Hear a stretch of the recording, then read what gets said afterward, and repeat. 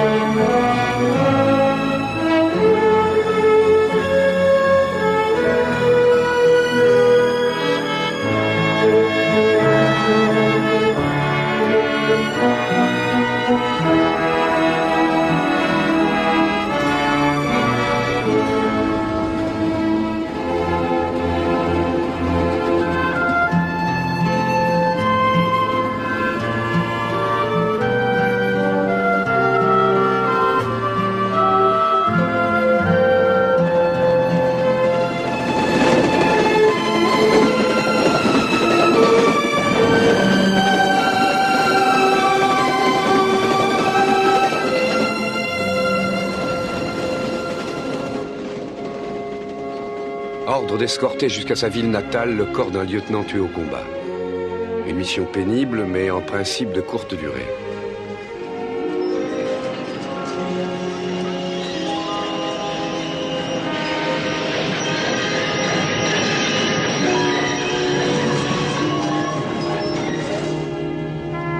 Je ne suis pas certain d'être qualifié pour une mission de ce genre. En particulier dans ce cas précis. Je ne connaissais pas cet officier. Je ne pourrais rien faire pour adoucir le chagrin de sa famille, sinon leur dire des banalités.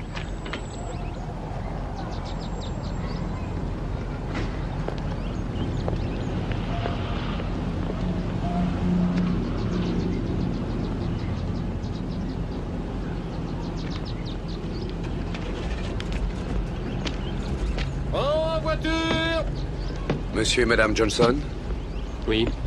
Commandant Laird, j'appartiens à l'état-major de l'armée. Je viens vous rendre le corps de votre fils. L'armée vous présente ses plus sincères condoléances. Notre pays lui sera à jamais reconnaissant de son sacrifice. Je suis ici pour vous aider de mon mieux. Voulez-vous un peloton pour lui rendre les honneurs militaires? Non, merci, commandant. Une cérémonie très simple. Bien. Quand auront lieu les funérailles? Aujourd'hui, Aujourd'hui? à midi.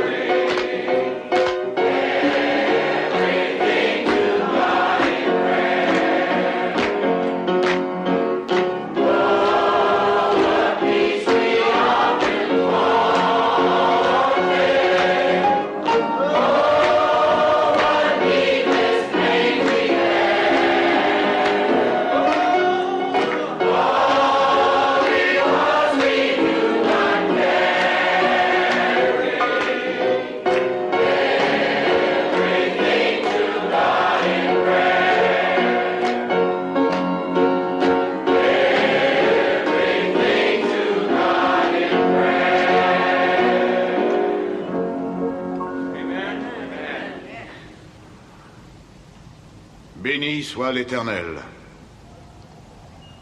Par le pouvoir de la musique, nous sommes capables de faire entendre notre voix, en dominant notre chagrin du moment. On a dit beaucoup de bien de Dwight Johnson ce matin. Mais nous savons tous que ce sont les actes, plus que les mots, qui pourront un jour faire changer le monde. Vous savez où a lieu l'inhumation. Vous êtes tous conviés à y assister. Et j'espère que vous y serez.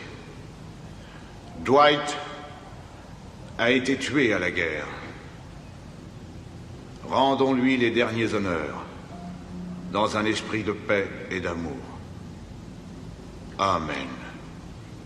Les porteurs. Levez-vous, s'il vous plaît. Avancez.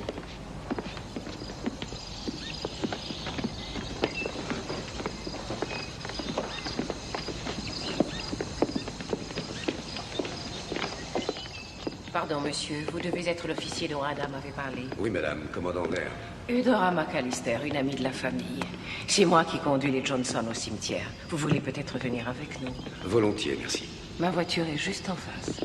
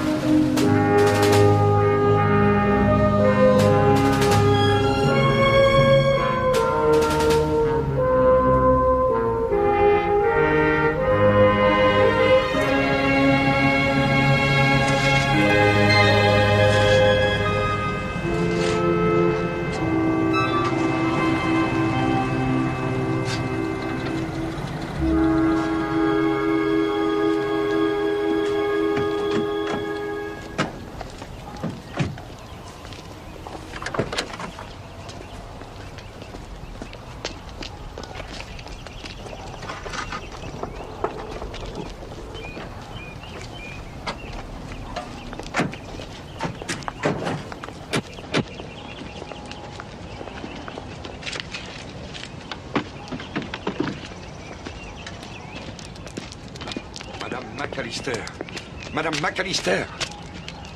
Mais qu'est-ce qui se passe ici? Des funérailles, je voulais pourtant annoncer. Mais vous m'avez dit que c'était un ami de votre famille. Dwight Johnson était bien un ami. Dwight Johnson? Mais il ne peut pas être enterré ici. C'est leur concession, Oster. Tout à fait légal.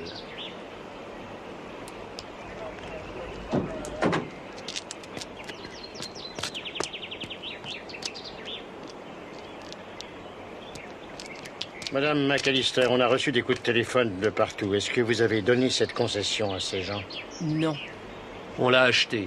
Tout est en règle. Combien l'avez-vous payé?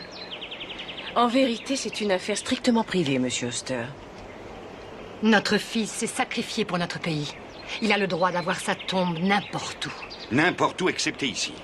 Luther, Ada, vous avez un magnifique cercueil. Pourquoi vous n'enterrez pas Dwight là où est votre famille? Il y serait bien mieux. Mon fils sera mieux où il voulait être et non pas où vous voudriez le mettre. Dwight adorait ce cimetière. Et il adorait cette ville en dépit des mesquineries. Je crois qu'il a bien mérité d'être là. On doit pouvoir arranger ça. Laissez-moi appeler mon chef à l'état-major. On n'a pas besoin des autorités fédérales ici, commandant. C'est une affaire strictement locale. Laissez-moi vous dire quelque chose. Sur le territoire de la commune de Rockville, les inhumations ne sont autorisées qu'aux personnes de race blanche, ou à leurs cendres. Mesdames et messieurs, c'est la loi. Je regrette, mais je dois la faire respecter. Alors reprenez-moi ce cercueil et remettez-le dans le fourgon. Comment pouvez-vous faire une chose pareille à mes amis? Luther et Ada font partie de Rockville autant que vous et moi. Vous avez du culot de parler de notre ville, avec le tort que vous lui faites. Je crois que ça suffit. Vous devriez vous retirer avant que les choses prennent un tour déplaisant. Un tour déplaisant? Comment appelez-vous ce qui se passe? Je suis désolé que cet incident vous tombe dessus par surprise, commandant. Nous avons essayé de l'enterrer directement en informant le moins de gens possible. C'est un problème qui ne sera pas réglé en 1 heure. Combien de temps devez-vous rester? D'ordinaire, pas plus de 3 ou 4 jours. Mais mes ordres sont de rester autant qu'il faudra.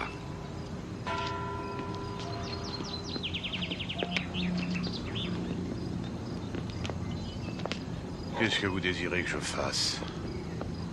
Est-ce que on peut le déposer quelque temps à l'église? Bien sûr.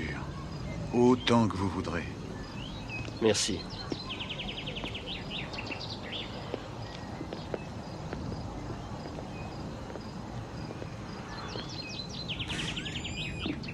Ah oui, bien sûr, c'est une affaire ennuyeuse, mais c'est la loi. Hein. Et vous allez empêcher de l'enterrer là-bas, alors? Je ne peux pas faire autrement, même si j'en avais envie. J'ai été élu pour ça. Ah, ça... Excusez-moi, chef. J'aimerais vous parler de ce qui s'est passé. J'ai peur qu'il n'y ait pas grand-chose à en dire. Moi, j'ai peur du contraire. Qu'est-ce que vous voulez? D'abord, je veux que vous m'aidiez à faire enterrer le lieutenant Johnson dans ce cimetière. Je regrette. Alors, d'après vous, son corps doit rester sans sépulture? Il y a une place pour Dwight. Vous sortez de la ville et vous marchez un moment. C'est là que les membres de sa famille sont enterrés. Hors de la ville? Je n'y suis pour rien, commandant. Tout ça remonte à bien longtemps avant moi. J'essaie de faire régner la paix ici. C'est une petite ville tranquille, avec des gens tranquilles. J'ai vu grandir Dwight autrefois. Oui, je sais, vous avez probablement raison. Il mérite mieux que ça. Malheureusement, il a été tué avant que cette ville soit prête pour ça. Peut-être que s'il avait vécu plus longtemps. Plus longtemps? Mais on sera bientôt en l'an 2000. Nos écoles sont intégrées, noir et blanc s'y côtoient. Ça ne marche peut-être pas sans de petits accros, mais ils sont ensemble. Mon commandant, j'ai du travail, alors excusez-moi. Au fait, j'ai appelé mon patron à l'état-major. L'armée fera tout pour que les droits du lieutenant Johnson soient respectés. L'armée ferait mieux de prendre des dispositions pour inhumer le lieutenant en question dans un cimetière militaire. Mais il était né chez vous. Ses parents veulent l'enterrer ici. Je suis désolé. Vous pouvez être traduit en justice pour ça. Oui, mais ça prendrait des années. Vous voulez que Luther et Ada attendent des années avant qu'ils reposent en paix? Et vous? Je ne peux rien pour vous. Vous avez essayé, vous avez fait votre devoir.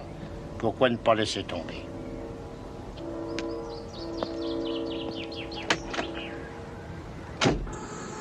C'est tout ce que l'armée peut faire tout de suite. Après, c'est du ressort de ses avocats, c'est bien ça? Très bien. Merci du renseignement. Au revoir.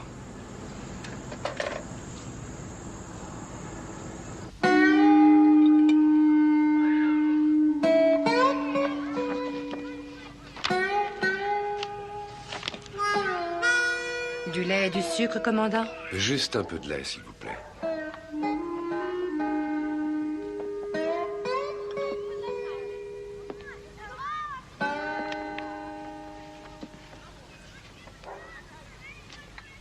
Je tiens cet album depuis longtemps. Le petit nous a laissé beaucoup de souvenirs. Vous avez dû être très fier de lui.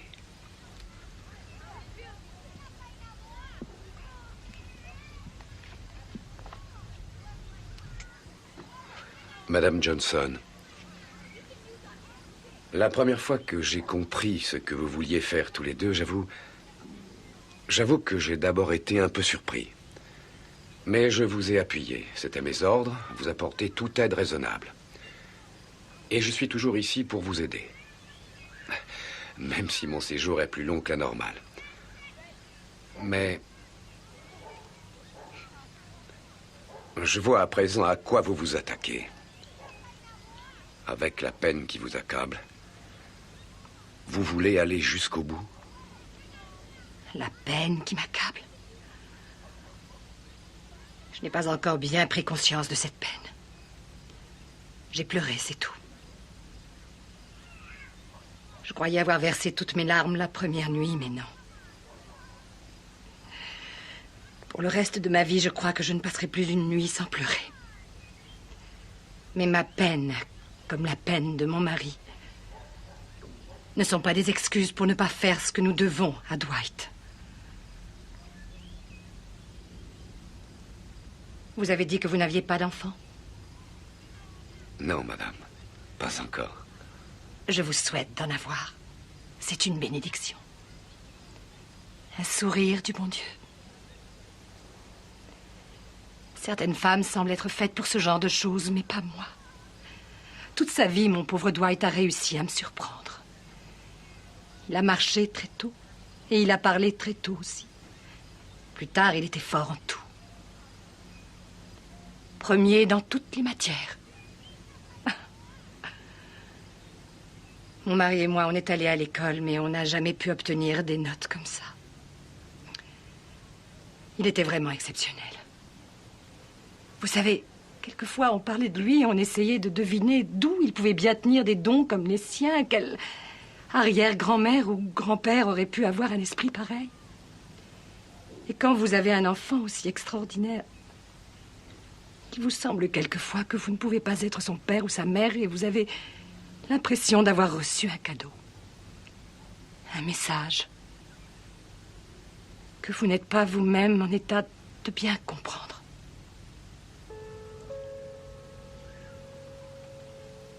Aujourd'hui, il est mort. Il faut que j'accepte cette vérité. Mais il n'a pas disparu. À moins qu'il ne le chasse hors de cette ville. Cette ville à laquelle il a tellement fait honneur. Ce serait comme si on rayait les années passées en disant qu'il n'a jamais existé. On ne peut pas faire ça, commandant. Alors, peu importe la peine que je peux avoir, peu importe les problèmes, on ne doit pas tolérer ça.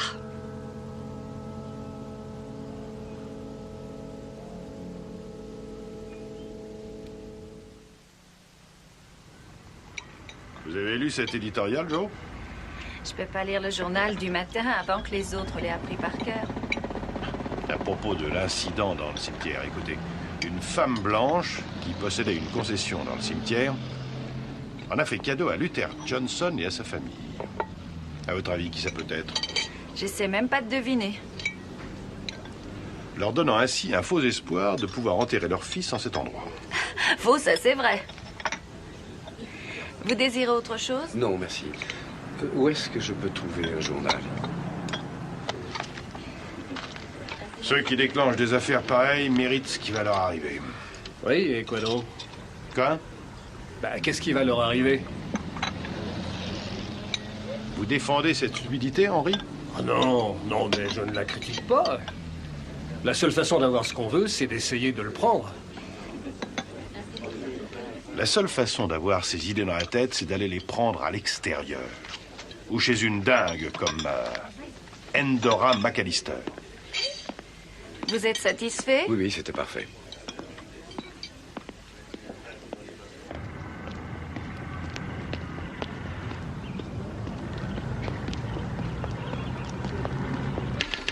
Comment pouvez-vous dire que j'utilise le cercueil de ce garçon comme un ballon pour marquer un but? Je dis les choses comme je les pense, c'est tout. Sam, nous nous connaissons depuis plus de 50 ans. Vous savez que je ne fais pas de politique. Je ne fais partie d'aucun groupement, d'aucune sorte.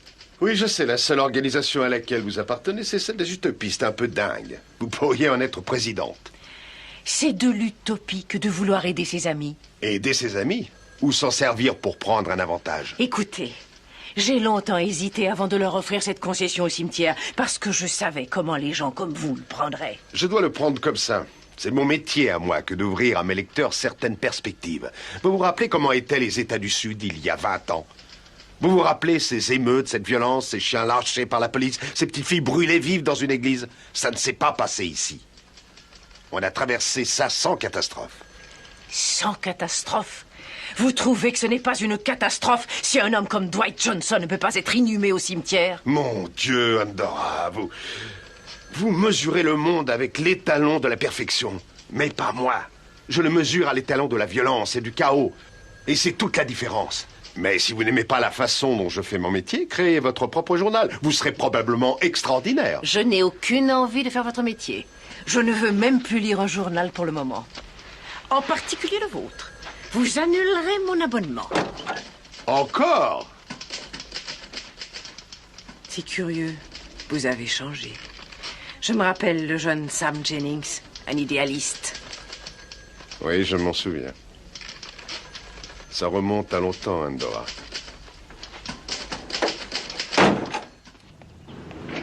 Bonjour, Madame McAllister. Bonjour, commandant. Vous allez au journal? Oui, Madame. J'espère que ça servira à quelque chose.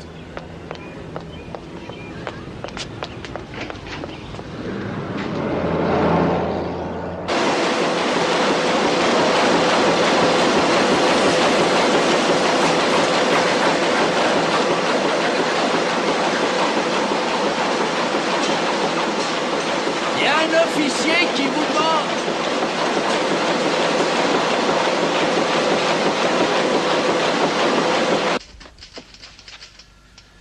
Vous désirez me voir? Je suis Sam Jennings. Commandant Kendall Laird. Je suis envoyé par l'état-major de l'armée pour aider les Johnson à enterrer leur fils. Les Johnson. Je suppose que vous venez me dire ce que vous pensez. Asseyez-vous, commandant. Je vous écoute. C'est une dure matinée pour moi. J'ai vu Madame McAllister qui sortait de chez vous. Elle paraissait assez furieuse. Oui. Je suppose qu'elle était très mécontente à cause de votre éditorial de ce matin. Sans aucune raison, je n'avais pas mentionné son nom. C'est inutile dans une ville de cette taille. Andorra et moi, on se connaît depuis toujours, commandant. Et pendant toutes ces années, on a eu des petits différends. Les uns publics, les autres privés. Mais je dois dire qu'elle les a surmontés sans difficulté.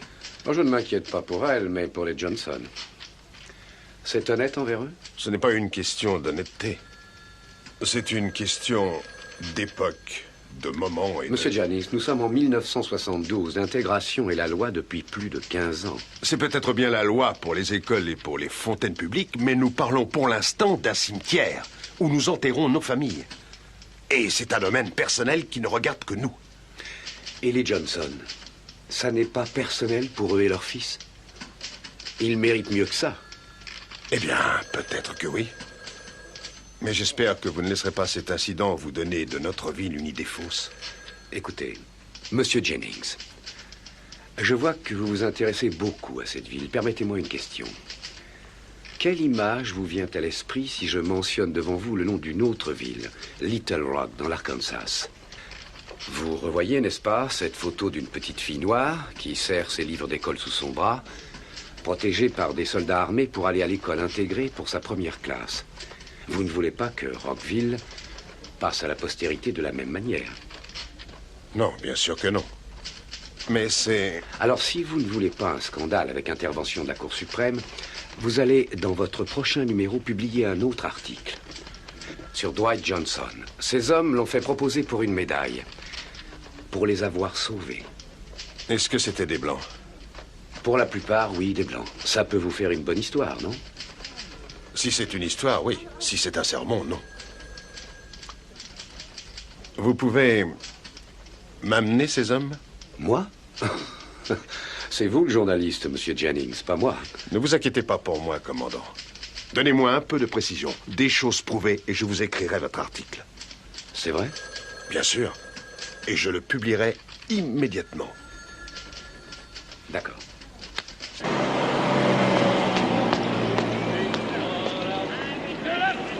Je ne sais pas, mon colonel. Ma mission semblait au départ une mission de routine, mais elle s'est avérée très compliquée.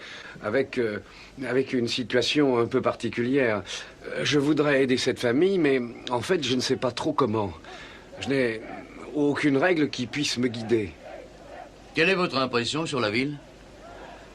Je ne sais pas exactement. Il semble que la population se partage. Il y a un journal local et son propriétaire m'a dit qu'il pouvait rassembler les témoignages des hommes de Johnson et les publier. Ah. Votre action ne serait pas mêlée à la controverse? Non, mon colonel. L'armée fera ce qu'elle doit faire. Mais nous devons penser au bien de la communauté.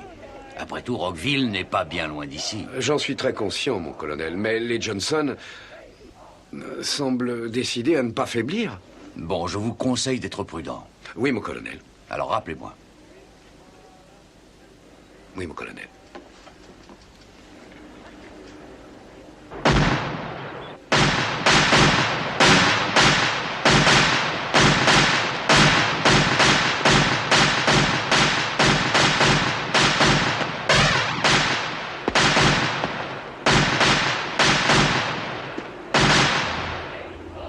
Cessez le feu! Ne tirez plus! Retirez vos chargeurs! Sergent Hoskin. Repos, sergent. Vous avez 1 minute. À vos ordres. Sergent Bradford, prenez le commandement. À vos ordres. Je viens vous parler du lieutenant Johnson. Du lieutenant Johnson? Mais pourquoi, mon commandant? Je veux faire quelque chose pour lui. Sauf votre respect, mon commandant, le lieutenant a été tué et on ne peut plus rien faire pour lui. En fait, s'il y a quelque chose. J'ai un problème dans sa ville natale. On ne peut pas l'enterrer dans le grand cimetière parce qu'il est réservé aux Blancs. J'ai pensé que si quelqu'un pouvait intervenir, c'était ces hommes. Vous l'avez proposé pour une médaille, n'est-ce pas? Mon commandant, c'est une démarche officielle? Ma foi, non. Mais je croyais que le colonel Humby vous avait prévenu de ma visite. Oui, je voulais seulement savoir ce qui se passait. Qu'est-ce que je pourrais dire?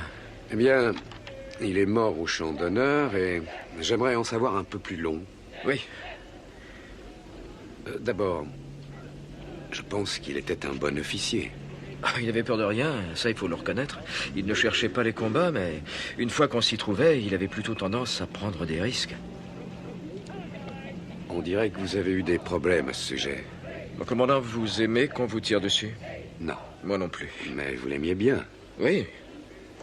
Est-ce que vous éprouviez une impression particulière à avoir un noir comme officier? Non, tous les officiers sont pareils pour moi. C'est un bon gars. Avant d'être tué, il vous a sauvé la vie. Vous pouvez me raconter ça?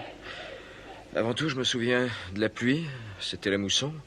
On était pris sous les feux croisés au bord d'une rivière. On n'a pas pu avoir un appui aérien et tout d'un coup, ça a été l'enfer. Ils nous ont bombardés au mortier.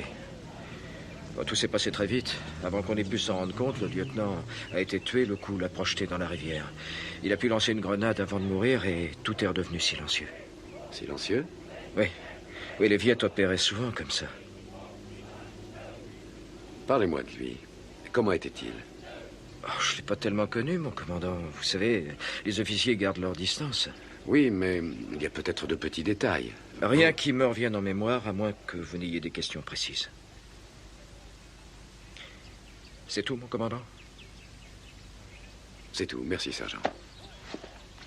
À vos ordres.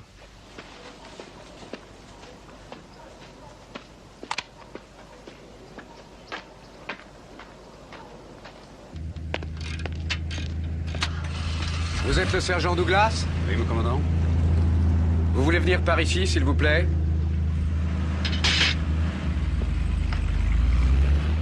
Je voudrais avoir des renseignements sur le lieutenant Johnson.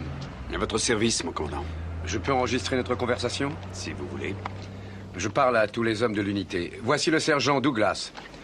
Je crois savoir que vous l'avez fait proposer pour une médaille. C'est exact. J'aimerais savoir si vous aviez avec le lieutenant les mêmes rapports que les autres. Comment ça? Vos autres camarades sont tous blancs. Non, il me traitait comme tous les autres. C'est-à-dire bien? Oui. C'était pas son genre d'être copain avec ces hommes. Mais tout le monde le respectait. Oh oui. Vous pouvez me dire quelque chose de plus personnel? J'essaye de savoir quel homme il était. Je peux pas vous aider. Pourquoi? Je ne l'ai jamais connu, vraiment. Il était noir, mais il était officier. On ne fraternisait pas, vous voyez ce que je veux dire? C'était un bon gars. Oui, c'est ce qu'on me répète. Vous vous rappelez un peu le jour où il a été tué? Et il pleuvait. Il pleuvait sans arrêt. Mes pieds pourrissaient dans mes bottes. On a été pris sous des feux croisés par les autres. On n'a pas pu avoir d'avion. Et puis, ça a été l'enfer des mortiers. Quand ça a été fini, le lieutenant était mort. Il était dans la rivière. Ce sera tout? Oui, c'est tout. Merci, Serge.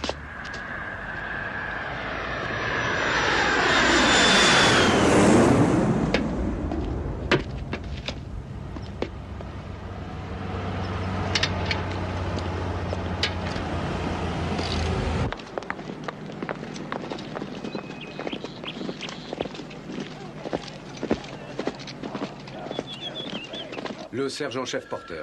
Prenez par là et sur votre droite, mon commandant.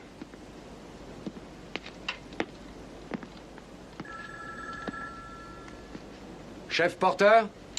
Oui? Vous avez servi sous les ordres du lieutenant Dwight Johnson? Oui, une seconde, mon commandant, je vous ouvre.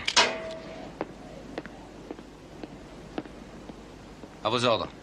Je peux vous parler une minute dans le bureau? Oui, mon commandant. Je savais que quelqu'un posait des questions sur le lieutenant. On m'en avait parlé. On a 3 téléphones. On a besoin d'un seul pour communiquer avec l'armée. Les 2 autres sont là pour notre morale. Je vois ce que vous voulez dire. Alors?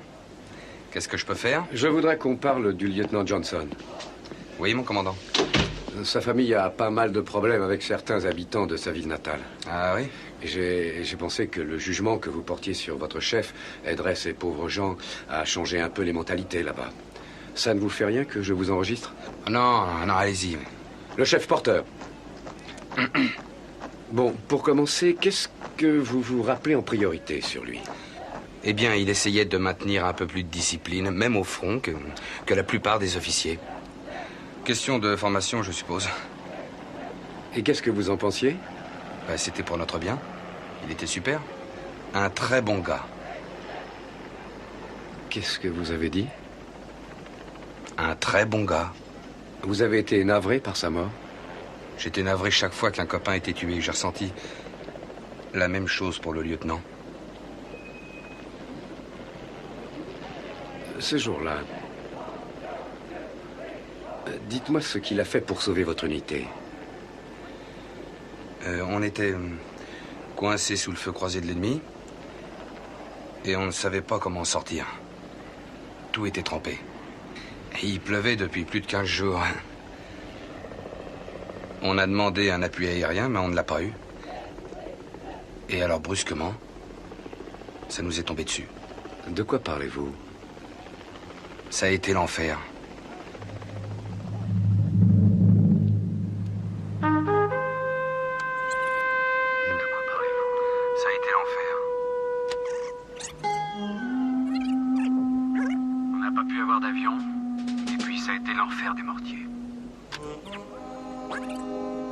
Avant qu'on ait pu s'en rendre compte, le lieutenant était mort.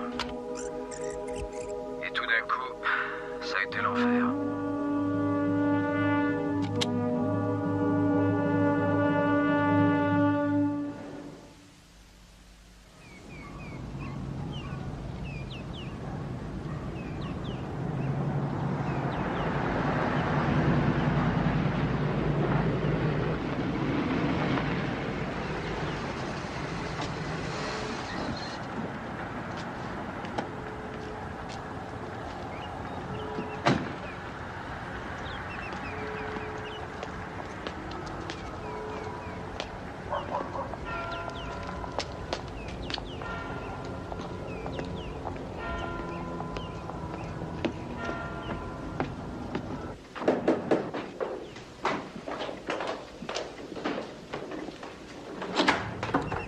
Je suis chez Madame McAllister? Oui, entrez. Merci. Elle est en bas dans la cuisine. Je m'appelle Eleanor Clark. Et moi, Kendall Laird, très honoré. Enchanté, monsieur, par ici. Merci. Commandant, êtes-vous toujours aussi ponctuel à la minute près? Oui, madame, c'est une habitude que j'ai prise dans l'armée. Asseyez-vous, commandant. Merci. Vous avez fait connaissance? Oui. Eleanor fait ses études à l'université d'Atlanta, mais quand elle est par ici, elle m'aide à entretenir cette vieille maison. Vous prendrez le thé avec moi? Avec plaisir. Tu es sûre de ne pas pouvoir rester pour une autre tasse? Non, merci, je dois partir tout de suite. Eleanor, ce monsieur est l'officier dont je t'ai parlé. Il a reçu pour mission d'aider les pauvres Johnson à enterrer Dwight. Quelle que soit la solution qu'ils choisiront. C'est bien ça, commandant. Vous connaissez mes ordres encore mieux que moi. J'en doute beaucoup. Vous me paraissez être un très bon officier. Servez-vous de la crème et du sucre? Est-ce que l'armée va engager une action en justice? Éléonore est étudiante en droit. J'espère bien ne pas être obligé d'en venir là. Je l'espère, moi aussi. Je suis navrée pour les Johnson. Et pour vous, Madame McAllister. Les opinions sont très partagées en ville. Même des parents à moi désapprouvent ce qu'essaient de faire les Johnson. Mais ils connaissaient mal Dwight. On était à la fac ensemble. En fait, c'est en partie pour l'imiter que j'ai fait du droit. Il n'a jamais perdu beaucoup de temps pour se distraire. Je sais qu'Ada s'inquiétait un peu de sa façon de se comporter. Il voulait toujours obtenir plus de lui-même. Et il avait commencé tout petit. Bon, il faut que je m'en aille. Ça ne vous ennuie pas si je prends votre voiture? Seigneur, non. Mais vérifie le niveau d'huile. Elle recommence à en consommer des quantités. Un de ces jours, je vais me plonger dans le moteur et trouver quel est le problème. À bientôt, commandant. Je l'espère, Éléonore. Alors, vous connaissez les Johnson depuis longtemps? Oh oui, depuis très longtemps même. Ada avait une mère sage-femme et c'est elle qui a vu naître mon seul enfant. Nos familles sont liées dans la vie comme dans la mort. Mon fils, Auburn, a été tué au Vietnam dans les premiers jours. Et Ada a été un grand réconfort pour moi alors. Ça a dû être une épreuve terrible pour vous. Un grand prédicateur a dit un jour, soyons courageux, puisque tout le monde doit livrer un jour une dure bataille. Et pas toujours sur le champ de bataille. Alors, pourquoi vouliez-vous me voir aussi vite, commandant? Je m'inquiète pour les Johnson. Quand vous leur avez donné cette concession, vous saviez que ça allait créer une cassure dans la ville? Je l'ai fait pour mettre fin à une cassure. Mais ça allait plus loin qu'un principe. C'était une affaire personnelle. Et si vous aviez connu Dwight, vous comprendriez ce que je veux dire. Il était vraiment exceptionnel. Oui, c'est bien ce que j'entends dire par tout le monde. Mais il n'avait pas de défaut du tout. Oh, si, il pouvait être difficile. Exigeant, mais surtout pour lui-même. Mais il rayonnait. Tout le monde le voyait. En fait, rien n'était irréalisable pour Dwight. Tout entrait dans ses possibilités. Quand il avait 8 ans, il est allé à la bibliothèque pour emprunter un bouquin. Mais la préposée n'a pas voulu lui donner parce qu'il était noir. Alors il lui a dit qu'il attendrait jusqu'à ce qu'elle ait changé d'avis. Et il l'a fait, il a attendu. Il est resté toute la journée à attendre, debout, devant le bureau. La pauvre femme, à la fin de la journée, elle était au bord de la crise de nerfs. Je crois que si elle avait été plus jeune, elle l'aurait jeté dehors à coups de pied. Mais l'heure de la fermeture approchait, il était toujours là. Et quand l'horloge a marqué 5 heures, elle s'est avouée vaincue et elle lui a donné le bouquin.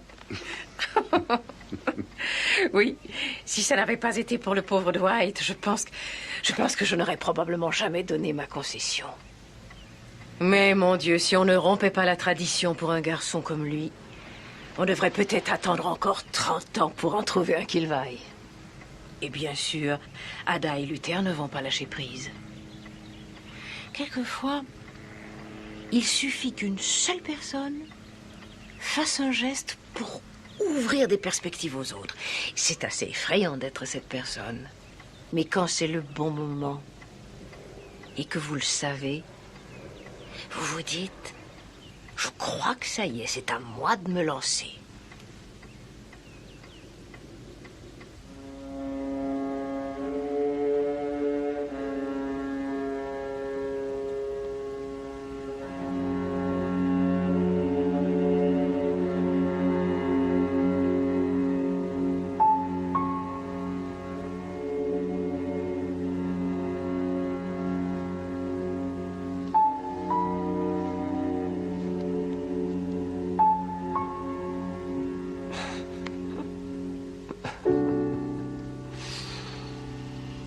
Quoi donc? Je viens de me rappeler le jour où il avait grimpé en haut du clocher et qu'il y était resté coincé. Tu te souviens de ça? allait grimper, mais il ne pouvait plus redescendre. Il avait peur parce qu'il savait bien qu'il n'avait rien à faire là-haut. Le bedeau est venu sonner les cloches pour les vêpres. Le vacarme lui cassait la tête. Chaque fois que je lui en parlais, je riais, c'était irrésistible.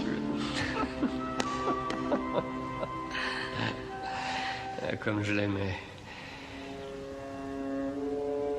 Ce petit.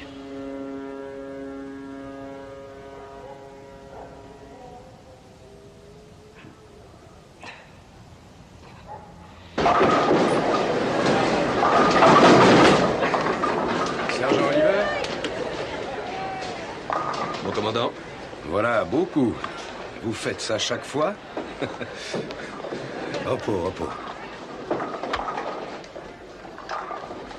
J'ai l'impression que vous attendiez à me voir. Mon commandant, je ne suis que militaire, je n'ai pas les mêmes droits qu'un civil, mais avant de commencer, j'aimerais connaître mes droits. Et pourquoi pensez-vous avoir besoin de les connaître? Mon commandant, sauf votre respect, je refuse de dire un mot tant que je ne les connais pas. Je ne fais pas une enquête officielle. J'aimerais seulement vous parler personnellement du lieutenant Johnson. Je suppose que vous allez me poser des questions. Oui, c'est ça. Mon commandant, est-ce que je peux disposer? Vous ne voulez pas parler du lieutenant avec moi? Non, mon commandant. Je peux savoir pourquoi? Avec tout le respect que je vous dois, je voudrais avoir un avocat avant de vous répondre.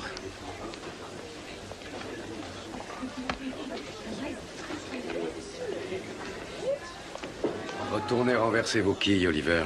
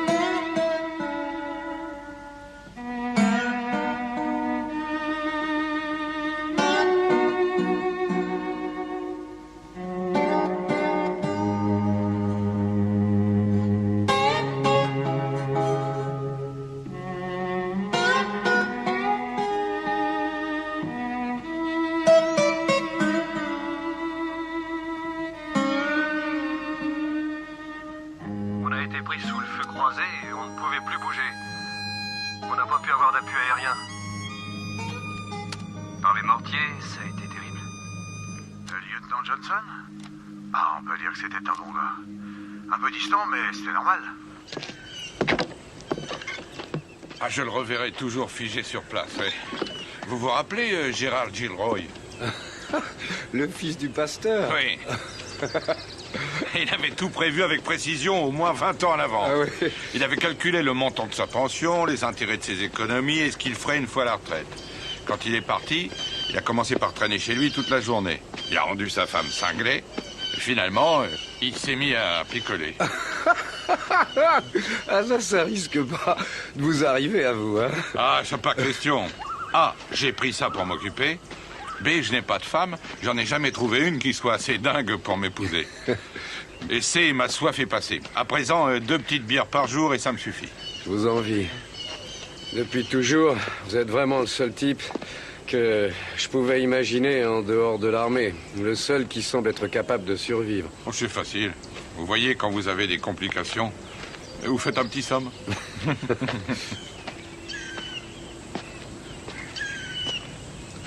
Et si vous ne pouvez pas dormir? Alors vous allez en parler à un vieux débris.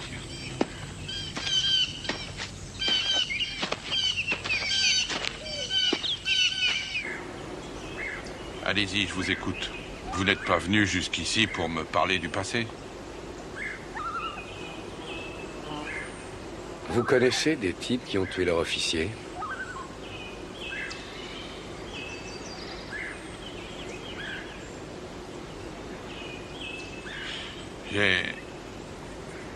J'ai entendu des types prétendre l'avoir fait.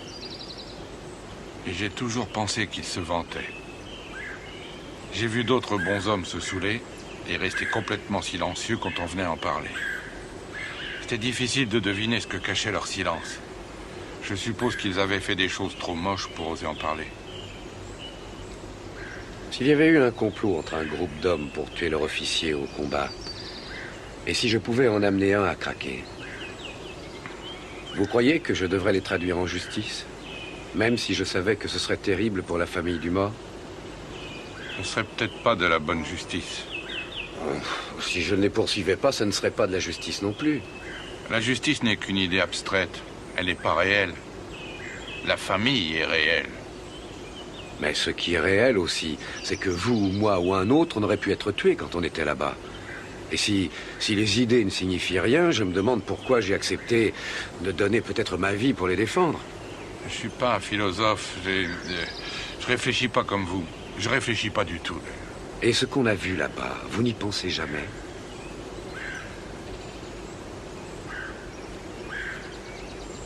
J'essaie de pas y penser. C'est pas mon genre. Vous me demandez mon impression sur cette guerre pourrie? Je l'ai détestée. J'ai pas eu à réfléchir ni à me poser des questions. C'est venu tout seul. Mais vous suiviez les ordres? Oui, je suivais les ordres. Vous deviez croire en quelque chose. Je croyais en les ordres que je suivais. Oh, allons, mon vieux. Cette guerre devait bien signifier quelque chose pour vous. Je suppose. Quand vous aurez découvert quoi, dites-le-moi. Pour commencer, j'aimerais savoir pourquoi vous prenez cette histoire tellement à cœur. Parce que, d'une part, je connais la famille, et je ne voudrais pas leur faire de mal. Mais je connais aussi les hommes de l'unité, et je sais qu'ils cachent quelque chose de minable. Ça ne peut pas être autrement. Oh, j'en sais rien. Peut-être qu'il vaudrait mieux tout laisser tomber. En tout cas, ce serait le plus facile pour moi. Ouais. Oui. Vous ne choisirez pas le plus facile, hein?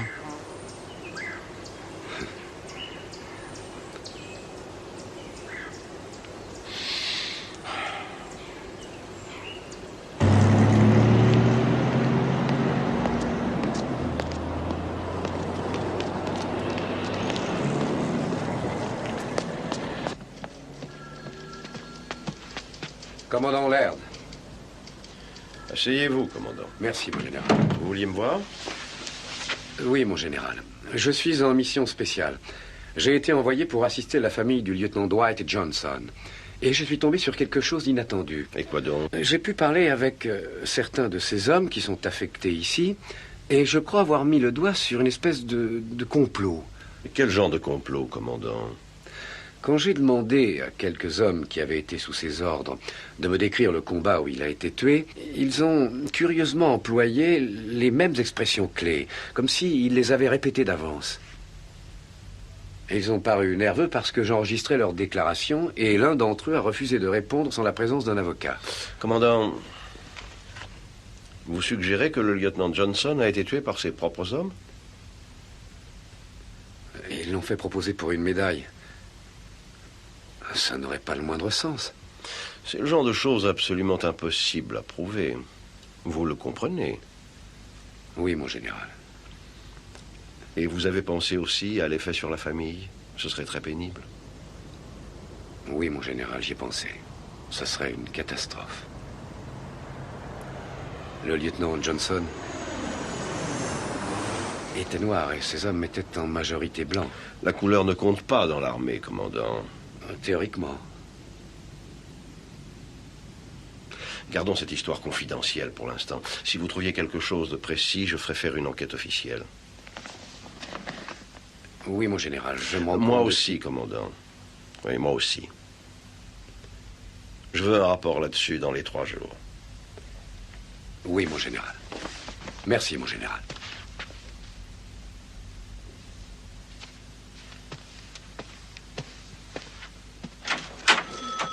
Commandant, voici un message pour vous. Merci.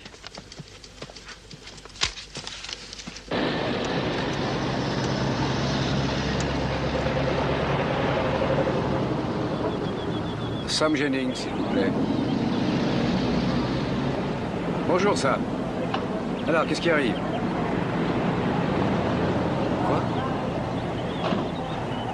Ils ont fait ça aujourd'hui? Ils ont acheté le cimetière au conseil municipal pour qu'il devienne une propriété privée. De cette façon, la loi d'intégration ne s'applique plus à lui. C'est un coup d'austère. Il a réuni quelques amis, ils ont réussi à faire leur petite combine avant même que la ville ait pu savoir ce qui se passait. Encore une de leurs manigances, et elles ne sont pas bonnes. Ils essayent tout pour maintenir le statu quo. Je croyais que c'était aussi ce que votre éditorial voulait défendre. Non, je ne voulais pas garder les choses comme elles sont pour le moment. Je voulais seulement dire que notre ville n'était pas encore prête pour un changement de cette importance aujourd'hui même. Mais je ne sais plus. Ces jours-ci, j'ai pu entendre des choses que je n'aurais jamais cru pouvoir entendre autour de moi de toute ma vie. Il y a même des gens qui m'ont dit que Dwight Johnson devrait être enterré dans le cimetière de Rockville. Ce que je peux affirmer, c'est que notre ville a changé. D'une manière insignifiante, mais elle a changé. Qu'est-ce que ça signifie pour les Johnson? Ça dépend surtout de vous. Vous avez trouvé du nouveau pour moi? Malheureusement, il y a beaucoup de complications du côté de l'armée. Qu'est-ce que vous voulez dire par là? En résumé, il me sera difficile d'obtenir quelque chose ces jours-ci. Alors, vous allez attendre? Ce ne sera pas aussi facile que je le croyais. Mais je ne renonce pas, Sam. Je vous rappelle, d'accord? D'accord.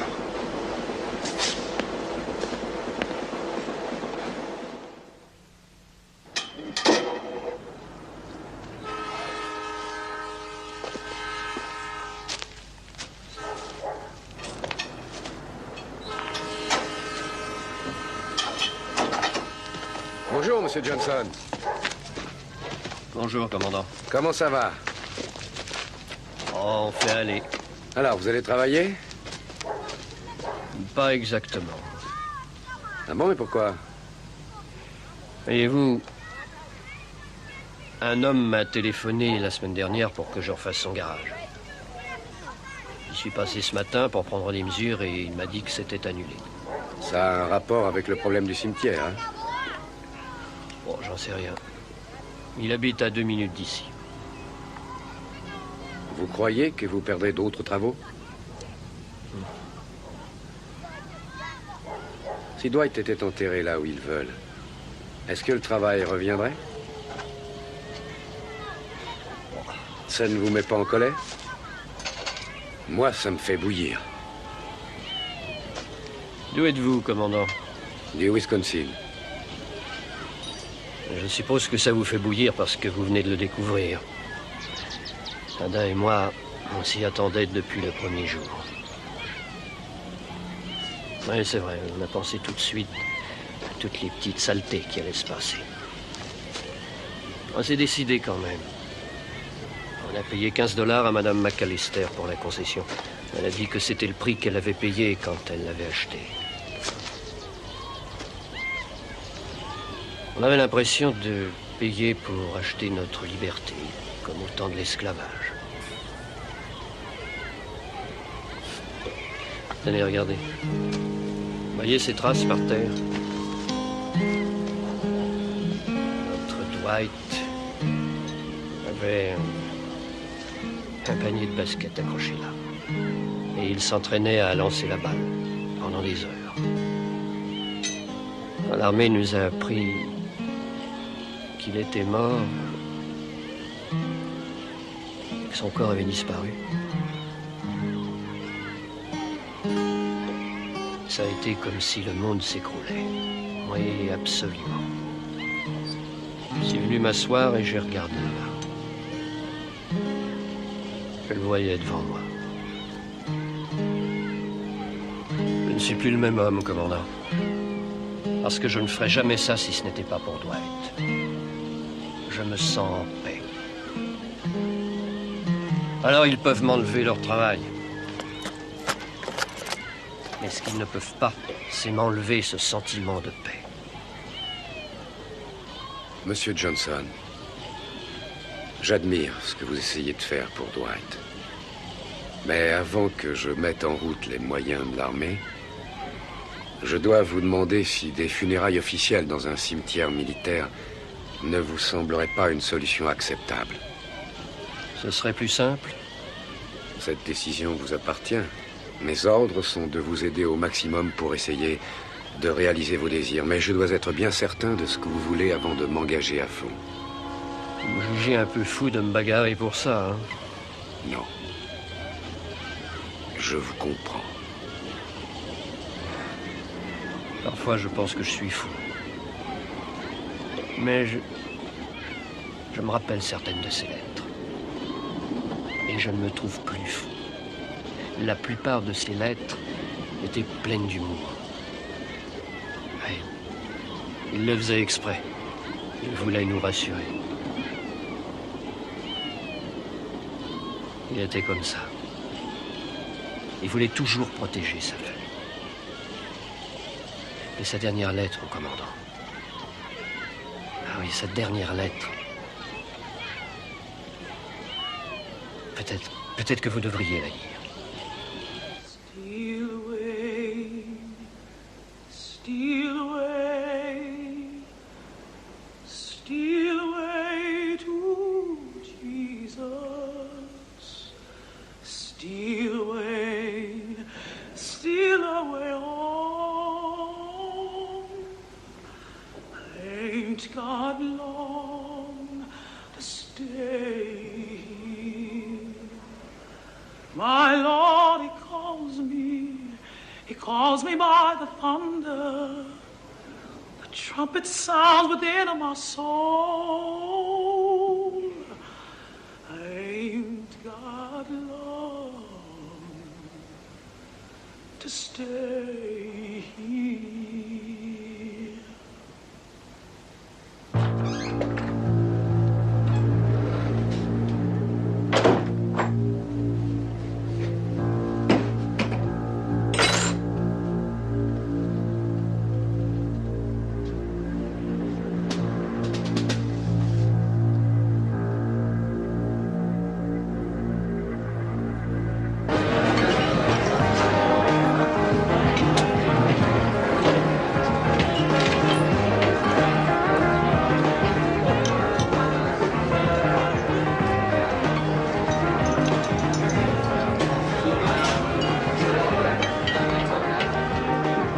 Bonsoir, Douglas.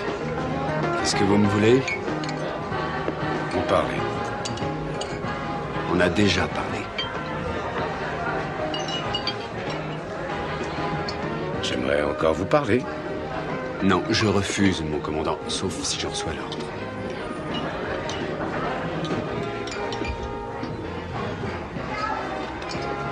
Une bière, s'il vous plaît.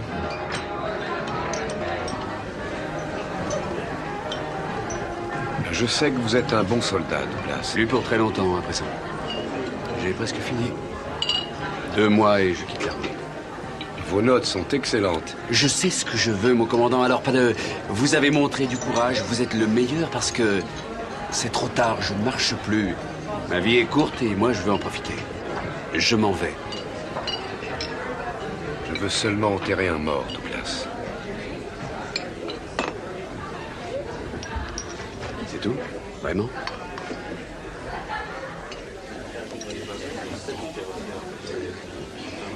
Pourquoi marchez-vous avec eux? On a toujours été ensemble? Une bonne unité. Là-bas, on s'est tous sauvé la vie. Vous voyez? Je pensais qu'au moins vous, de tous les hommes de l'unité...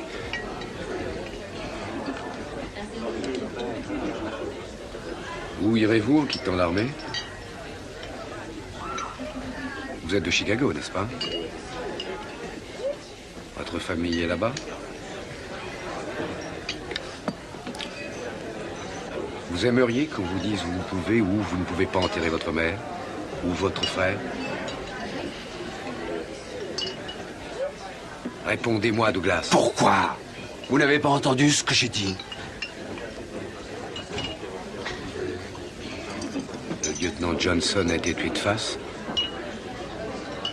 Ou dans le dos?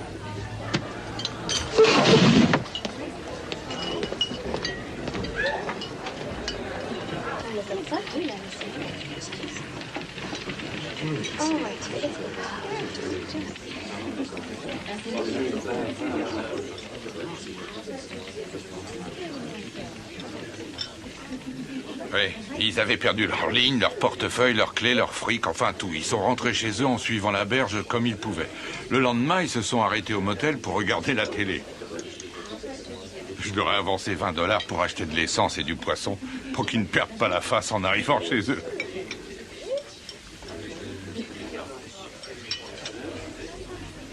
Alors? Et votre affaire, ça avance? Quelle partie de l'affaire? Un procès au civil pour ségrégation raciale d'un côté et peut-être un meurtre mystérieux de l'autre. Sans issue rapide de toute manière. Qu'est-ce que vous allez faire? J'en sais rien. Mais j'ai peur de ce qui peut se passer si un de mes types finit par prendre le mort aux dents.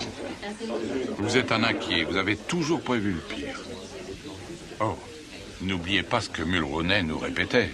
Peu de choses sont importantes et rien au monde n'est très important. C'est vrai, excepté la bouffe, le scotch et les blondes.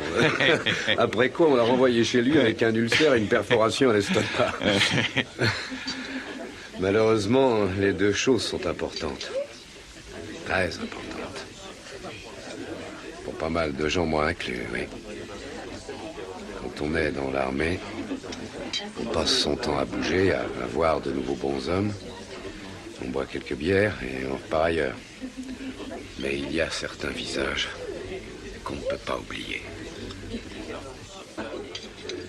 Dwight Johnson semble avoir été comme ça pour moi. Et je ne sais pas pourquoi je n'ai jamais vu ce pauvre type. Peut-être que pour vous, il est le type à l'autre bout de la scie. Qu'est-ce que ça veut dire? Quand je travaillais comme bûcheron, je pensais que le meilleur compagnon à avoir à l'autre bout d'un passe-partout, c'était mon contraire absolu. Comme mon image dans la glace. Parce que quand il tirait, je poussais et vice-versa. Alors vous pensez qu'il est mon contraire? Vous m'avez dit qu'il prenait des risques. Et qu'il ne s'occupait pas de l'opinion des autres. Vous êtes un bon soldat, mon commandant. Très courageux. Mais vous essayez toujours de faire avancer le bateau sans provoquer de remous.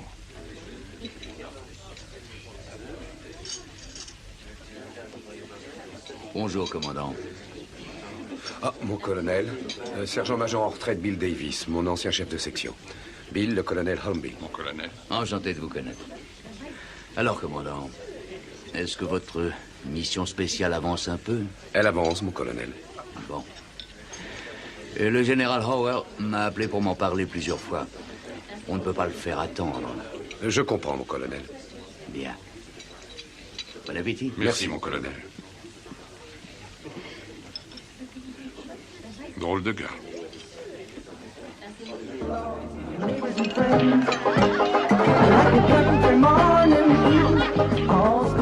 Et alors, ça continue et on avance de plus en plus lentement. Et après beaucoup d'efforts, le taxi arrive enfin à la rampe d'accès.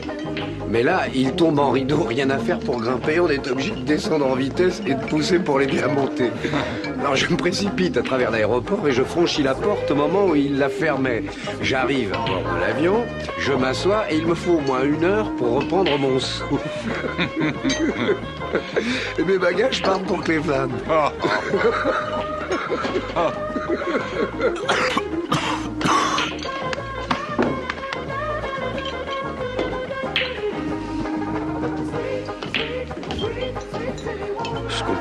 Je comprends pas ce qui m'arrive. Je croyais qu'après 20 ans de service, on ne se posait plus de questions. Dites, pourquoi vous ne prendriez pas 2 jours de repos? Vous viendriez pêcher à la ligne avec moi, avec ou sans hameçon, à votre choix? Ah oui, peut-être, un de ces jours.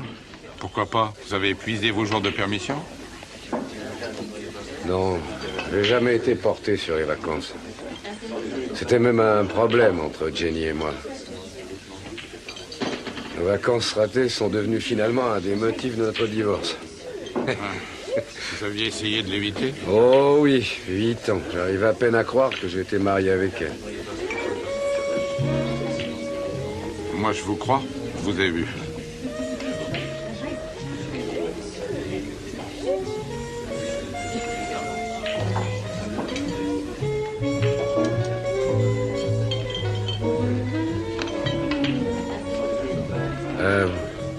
Vous voulez une bière?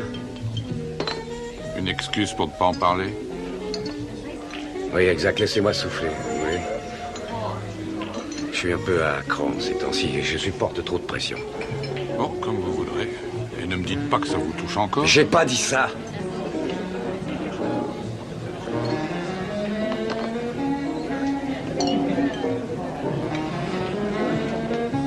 Excusez-moi.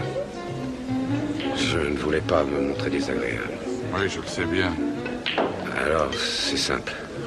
Il me semble perpétuellement être réduit à l'impuissance. Je ne peux pas faire ça à cause du règlement. Je ne peux pas faire ça parce que j'ai peur de blesser quelqu'un. Et en même temps, je n'arrive pas à savoir ce qui s'est passé parce que personne ne veut parler. Et moi, je ne peux pas courir après tous ces gens, un par un, pour leur poser les mêmes stupides questions auxquelles ils ne répondent pas. Pourquoi pas? Parce que ça ne donne rien. J'ai fait un tour avant-hier au foyer du soldat de la base. J'ai voulu parler de cette histoire avec un de ces hommes, un noir, un nommé Douglas. Je dois dire qu'il m'a reçu plutôt mal. J'ai bien peur que si je le revois, il m'envoie sur les roses pour de bon, mais moi je suis sûr qu'il sait quelque chose qu'il ne me le dit pas. Pourquoi vous pleurez dans votre bière? Vous pouvez laisser tomber quand vous voudrez, non?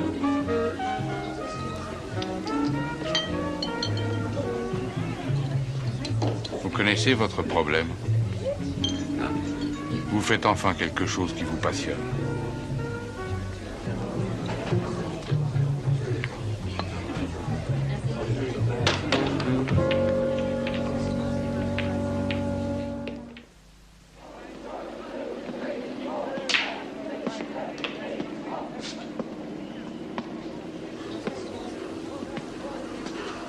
Mon commandant?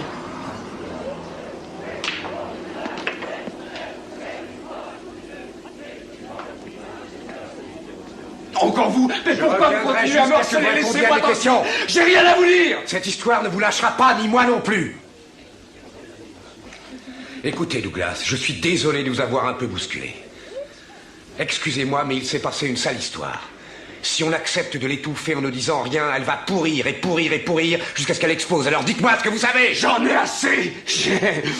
J'ai fait ce que je devais faire là-bas, mais laissez-moi vous dire ce que c'était pour un noir. J'ai donné mon sang pour un blanc qui avait été blessé. Et pendant qu'on pompait mon sang pour ce gars, il a repris assez conscience pour voir qu'on lui transfusait mon sang. Et il s'est mis à crier au toubib d'arrêter la transfusion. Et quand le toubib lui a dit qu'il allait mourir si on ne lui transfusait pas mon sang, cette espèce d'ordure, il a crié qu'il aimait mieux crever que de vivre grâce à du sang noir.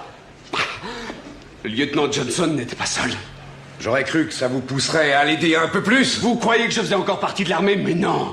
C'était comme si j'étais déjà parti. Pourquoi ça vous empêcherait de faire rendre justice à Dwight Johnson? J'ai appris depuis longtemps que le but du jeu c'était de survivre, que c'était ça le plus important. Il faut y penser à tout moment. Je suis désolé pour le lieutenant et pour tous les gars qui ont été tués. Je suis désolé de me réveiller en sueur même s'il fait froid. Je suis désolé de vous avoir parlé. Douglas, je sais qu'il s'est passé une sale histoire. Vous savez rien. Vous n'étiez pas dans ce trou pourri. Vous n'étiez pas là quand Bayer et Johnson ont été touchés. Bayer? Qui est Bayer? Vous ne trouvez pas trace dans tous vos dossiers d'un type nommé Bayer? Comme je vous l'ai dit, mon commandant, les hommes changeaient souvent d'unité. En fait, on aura du mal à reconstituer tous les mouvements. Si votre gars a appartenu à cette unité, il n'y a que 3 possibilités. Il est chez lui, à l'hôpital ou au cimetière. Si vous y tenez, je vais essayer de vous le trouver. Oui, j'y tiens.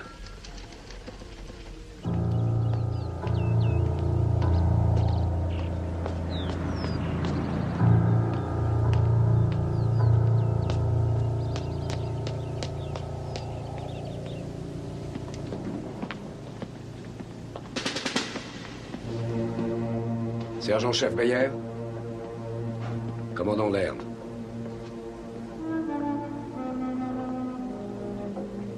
Comment ça va? Comment ça a l'air d'aller? Pas très bien.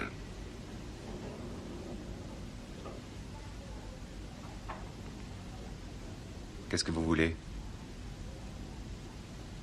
On m'a donné comme mission de rendre à sa famille le corps du... Je ne suis pas encore mort.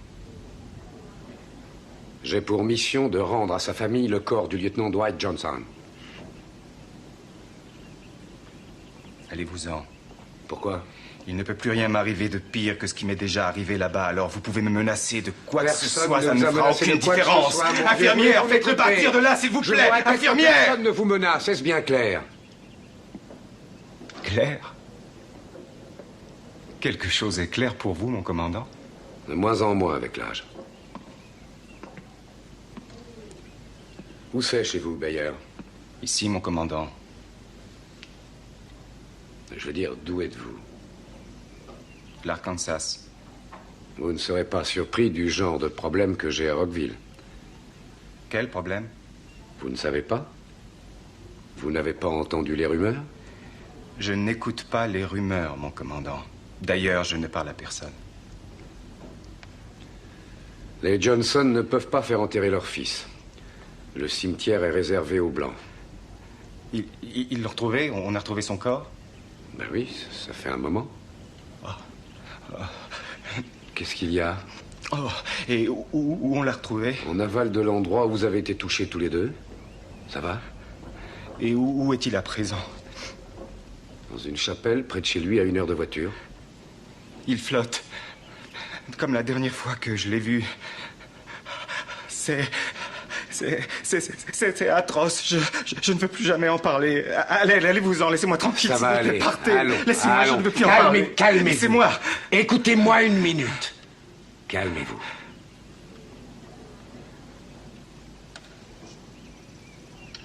J'étais là-bas, moi aussi. Je sais ce que c'est.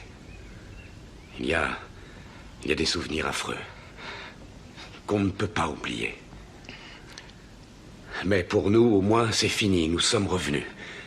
Le lieutenant Johnson a été tué. Et il se bat encore. J'essaye de l'aider et je compte sur vous. J'ai raccompagné le corps d'un héros pour le rendre à sa famille. Et ses parents ne peuvent pas enterrer leur fils unique. Au début, il était seulement un cercueil pour moi. Mais à présent, je connais l'homme. Et j'ai découvert qu'il était vraiment remarquable. Johnson a fait plus de choses en 24 ans que les autres en une longue vie. Je viens de parler à la plupart de ces hommes. Ils l'ont fait proposer pour une médaille. Mais s'ils ne veulent pas m'aider, ils ont trop peur et je ne sais pas de quoi. Regardez-moi. Dites-moi ce qui s'est passé là-bas. Qu'est-ce qui s'est passé? Jusqu'à ce que je le sache, Dwight Johnson ne sera pas enterré. Et moi, je continuerai à vous harceler. Vous le savez. Quoi donc? C'est de ma faute. De quoi vous parlez? Je parle de tout. L'appui aérien. Bayer. Bayer, commencez par le commencement. Allez-y. Je ne peux pas. Racontez-moi toute l'histoire. Non, je regrette. Mais si, vous pouvez. Je ne peux pas. Pourquoi? Je ne supporterai pas. Non, ça changerait rien à ce qui s'est passé. Ça vous torture, hein? Racontez-moi tout, soulagez-vous. Non, c'est... Dites-moi! Pardon, je ne voulais pas vous brusquer, mais aidez-moi. Vous entendez? Aidez-moi. Aidez-moi à faire sortir quelque chose de bon de ce gâchis. Mon commandant, vous ne savez pas ce que vous me demandez, c'est trop dur. Oui, peut-être. Je ne sais pas. Mais quoi que ce soit, Bayer, je crois que le moment est arrivé.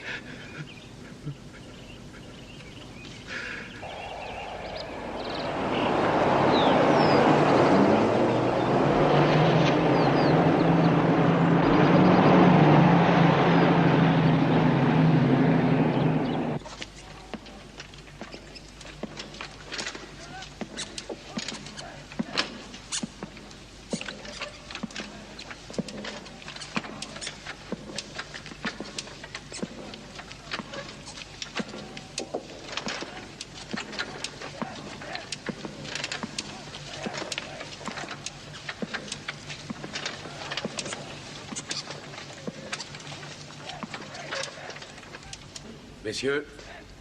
Mon commandant? Votre camarade Beyer a refusé de me rencontrer tout seul. Ce qu'il a à me dire, il voulait me le dire devant vous.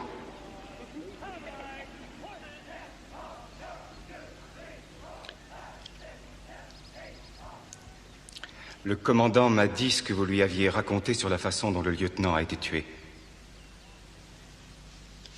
Je suis venu ici pour tout avouer. Beyer, mais qu'est-ce qui te prend?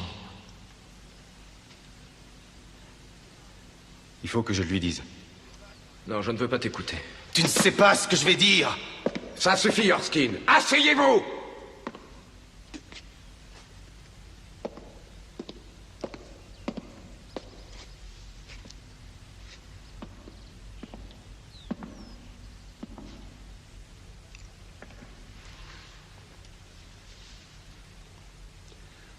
On vous écoute, Beyer. Partez du commencement. Mon commandant, environ 10 jours avant que le lieutenant soit tué, notre unité a été envoyée en patrouille de reconnaissance lointaine dans le nord de Chulai. Alors on a avancé, en se crevant les yeux pour essayer d'apercevoir les autres, comme un tireur à l'affût qui guette un vol de perdreaux. On est monté jusqu'au sommet d'une montagne, ou plutôt d'une colline, et on pouvait voir la vallée. Les autres étaient là. Ils transportaient des munitions. N'oublie pas l'idée géniale du lieutenant, Beyer.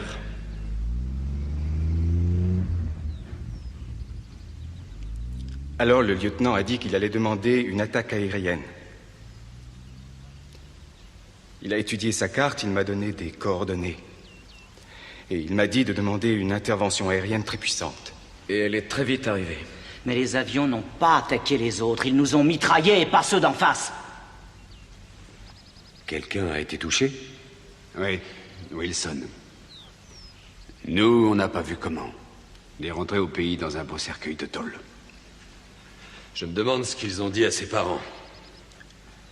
Le lieutenant Johnson était navré. Je n'arrive pas à croire ça. Peut-être que tu vas être désolé pour lui à présent. De nous tous, c'était toi qui en disais le plus de mal.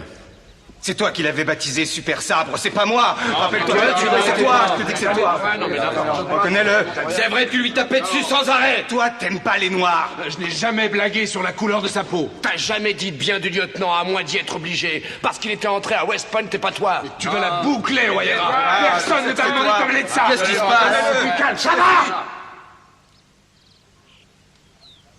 Il y avait de la tension raciale dans l'unité?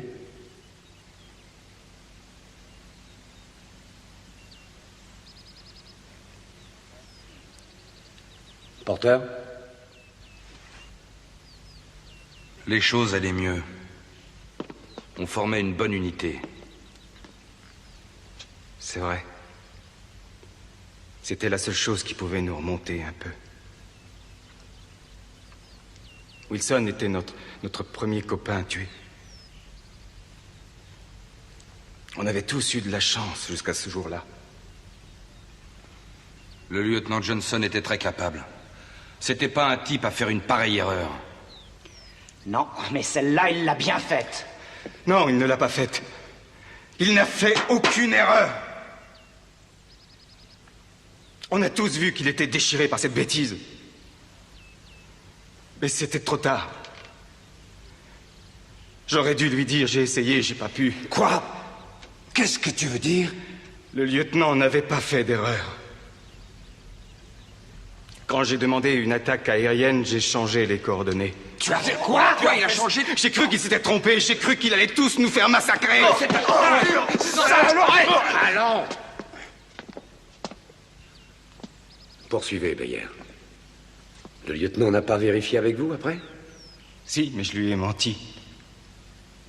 Je lui ai dit que c'était bien les chiffres qu'il m'avait donnés. Mais pourquoi avez-vous fait ça? Pourquoi? Pourquoi avoir changé les chiffres? Il pensait qu'un noir ne sait pas lire une carte. Il a raison.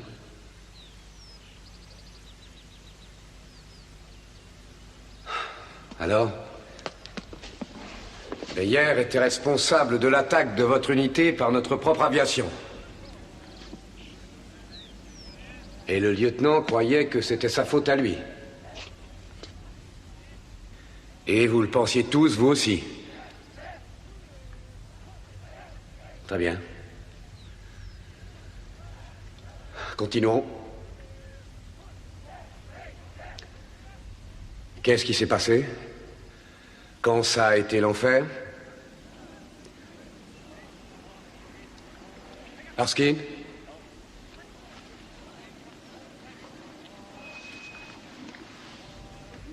C'est passé à peu près ce qu'on vous a dit.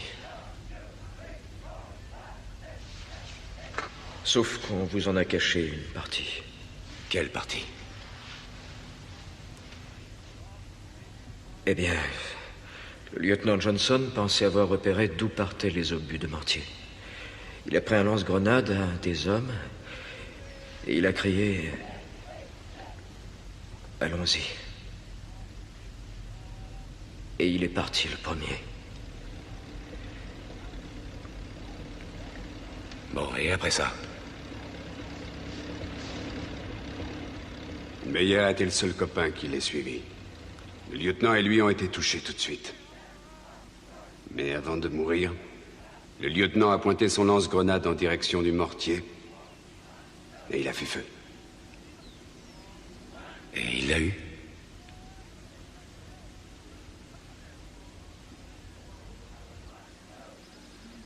Alors c'est vrai, il vous a sauvé la vie. Mais pourquoi vous ne l'aviez pas suivi? Je n'en sais rien. Oliver, et vous?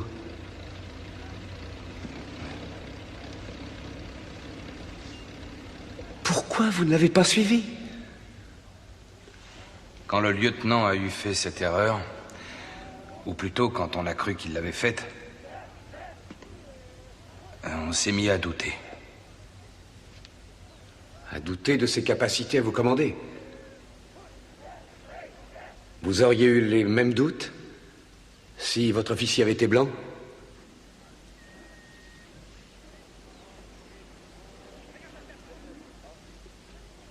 Douglas, qu'est-ce que vous en pensez? J'ai pas suivi le lieutenant parce que je n'y comprenais rien. Il me semblait plus être le même homme.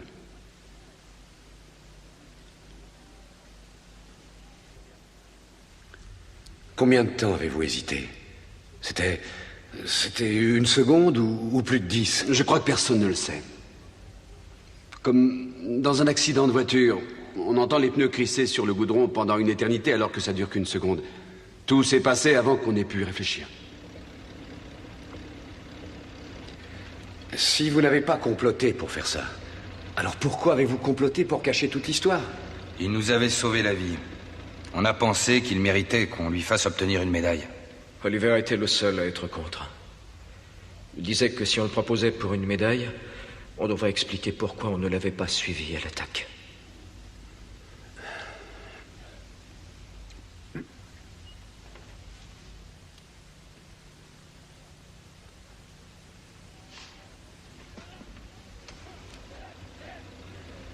Messieurs, je voudrais vous lire quelque chose. C'est la dernière lettre que le lieutenant Johnson ait envoyée. Je suppose qu'il l'a écrite à peu près une semaine avant sa mort. Mes chers parents, j'ai une minute de libre et j'en profite pour envoyer ce mot. Les choses ne vont pas tellement bien. Nous avons eu notre premier tué et toute l'unité en a été très émue, y compris moi. C'est une terrible responsabilité que de prendre des décisions qui mettent en péril la vie des autres. Je veille sur mes hommes autant que je le peux. Leurs vies sont entre mes mains et mes mains ne doivent pas trembler. Ils croient en leur pays et ils ont accepté de risquer de mourir ici pour lui. Mon travail, c'est de les garder en vie. Et ça n'est pas facile. Quelquefois, je me sens profondément troublé. Et à chaque instant, je me demande, est-ce que je fais ce que je devrais faire? Mais ne vous inquiétez pas. Je surmonterai cette crise de doute. Vous me manquez, je vous embrasse, votre fils Dwight.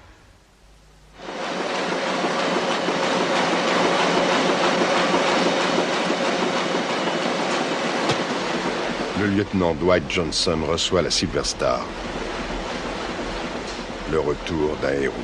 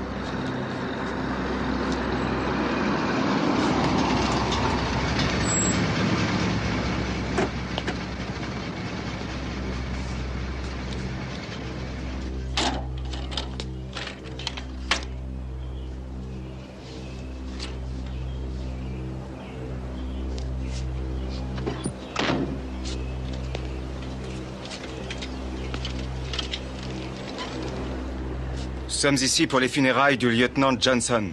Je regrette, vous ne devez pas venir ici pour ça. Monsieur Oster, cette concession nous appartient. Nous l'enterrerons dans notre propriété. On vous la paiera une fortune. Elle n'est pas à vendre. Ce cimetière est à présent la propriété privée d'une société tout à fait légale.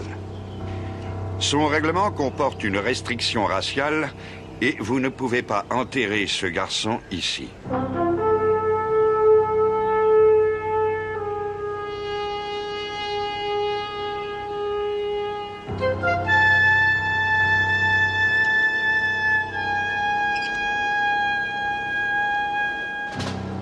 Nous sommes ces anciens soldats. Il nous a sauvé la vie à tous. Nous formons une unité solide et soudée.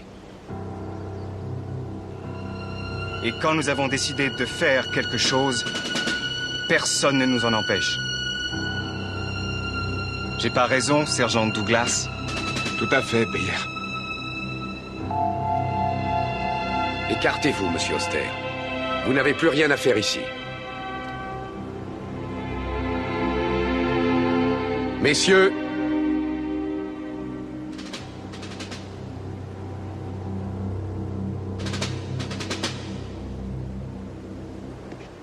en avant, marche, gauche, gauche, gauche, gauche.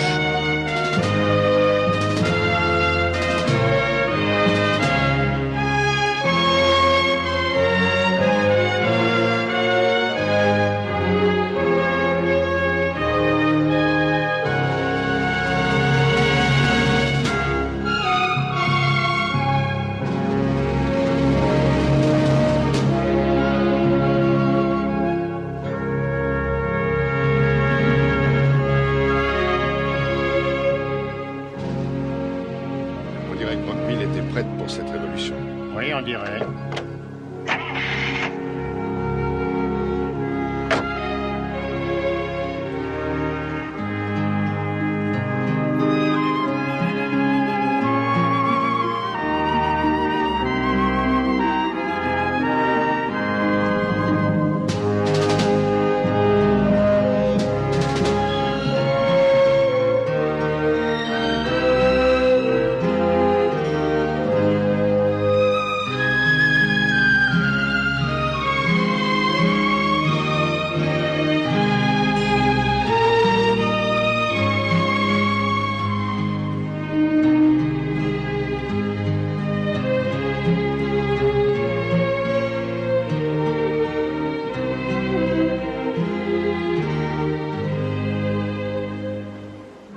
fallu beaucoup de persévérance pour ensevelir ici notre frère. Mais grâce à la bénédiction du Seigneur, les problèmes ont fini par se résoudre. Le lieutenant Dwight Johnson se trouve enfin ici, où il le souhaitait. Il a donné sa vie pour son pays. Qu'il repose dans la paix du Seigneur, jusqu'à la résurrection qui nous attend tous. Amen.